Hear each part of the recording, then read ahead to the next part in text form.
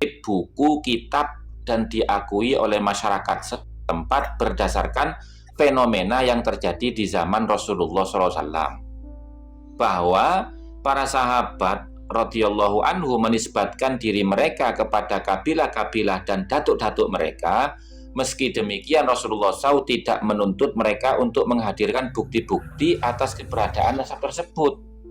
Rasulullah menjadikan informasi yang telah populer, yaitu istifadhah, secara turun-temurun tentang keabsahan nasabnya sebagai patokan selama tak ada yang menganulirnya.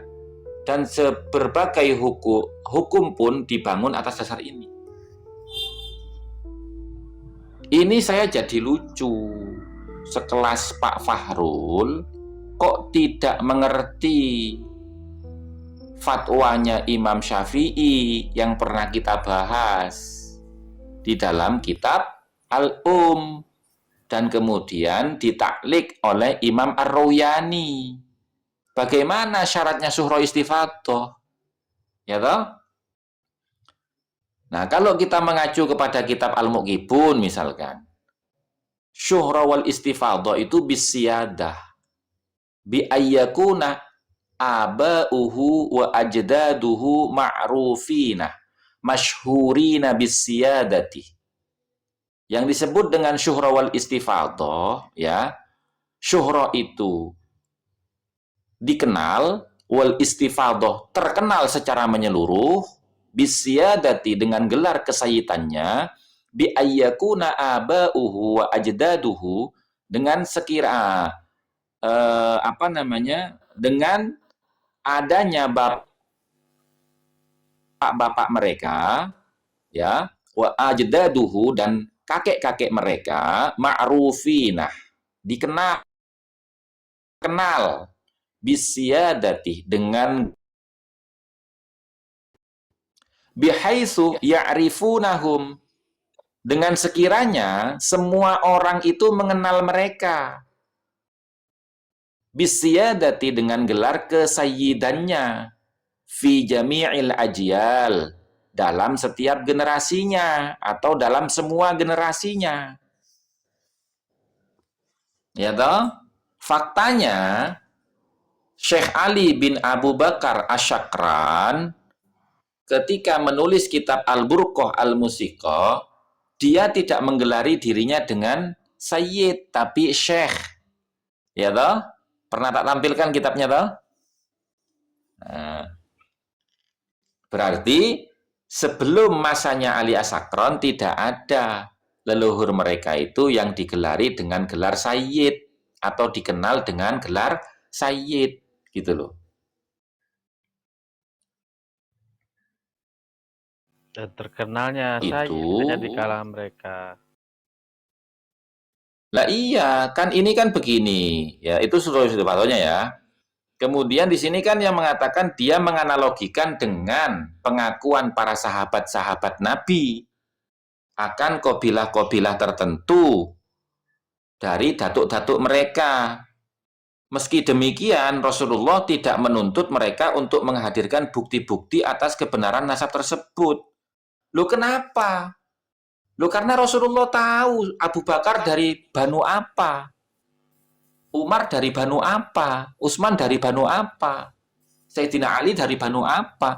Nabi sudah tahu, karena di zaman Nabi itu nasab memang tidak tertulis tapi dihafal.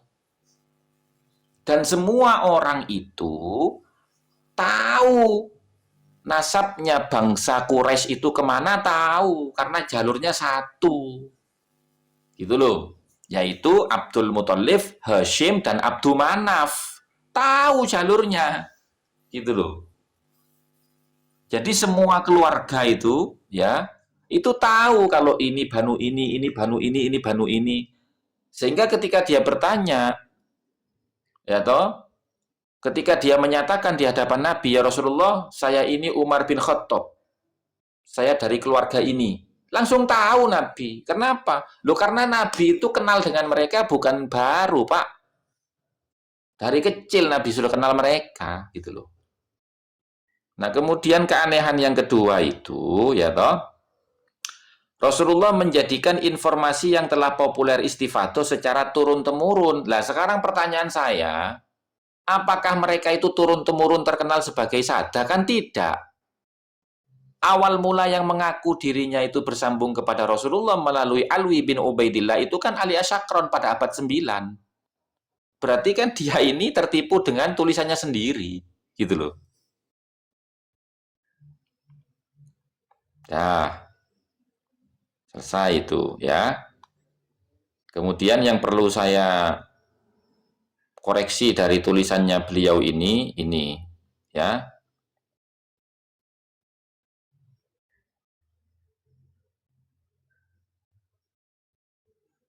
Beliau kan mengatakan nih, secara ilmu fikih telah diatur bahwa cara pengakuan nasab adalah dengan syuhrawal istifadah, yakni telah terkenal secara luas dalam masyarakat di sebuah wilayah bahwa si fulan adalah keturunan si fulan tanpa ada bantahan dan sanggahan dari ulama yang otoritatif yang dibenarkan secara syariat.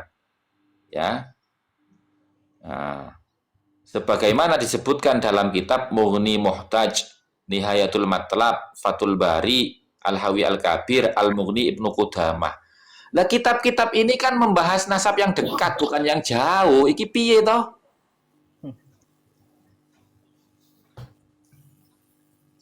Ya Allah. Ngono dijak debat karo Kiai Mat nang pada suka TV mek guyang-guyu tok. Yang guyu resen jawab. Aduh. Astagfirullah. Kemudian ini loh yang lucu ya. Fakta sejarah kitab hadis. 1 abad setelah Nabi wafat tidak ada catatan atau manuskrip penulisan hadis dan baru dilakukan di abad setelahnya karena takut tercampur dengan Al-Quran. Apakah lalu itu berarti kitab hadis yang ditulis di abad berikutnya adalah palsu dan tidak dibenarkan? Serius taigi, iki lo, yo jenenge Abdullah bin Amr bin As, ya, yang sohifanya dinamakan As-Sadiqah. Sohifah itu apa? Lembaran-lembaran yang dia pakai itu dinamakan As-Sadiqah. Dipakai apa? Dipakai untuk menulis hadisnya Nabi yang dia dengar langsung dari Nabi dan diberikan lisensi oleh Nabi dalam penulisannya. Berarti di zaman Nabi itu ada Pak yang menulis gitu loh. Kok kamu bilang tidak ada? Itu piye? Gitu loh. Namanya Abdullah bin Amr bin As Pak gitu loh. Piye toh? Itu yang dikatakan berada di sampingnya itu ya, Gus. Hah? Yang berada di sampingnya itu ya. Iya. Iya. Lah, kan lucu kan? Coba. Sebetulnya banyak sekali di antara ahli nasab dan sejarawan yang telah menulis dan menetapkan nasab moyang marga Pahlawi. Di antara mereka adalah Imam Bahauddin Al-Janadi. Ya, suluk. Asal Imam. Kemudian Imam Ibnu Toba Yahya bin Muhammad bin Qasim Abnaul Imam. Ya Allah, ya Rabbi, ya Karim.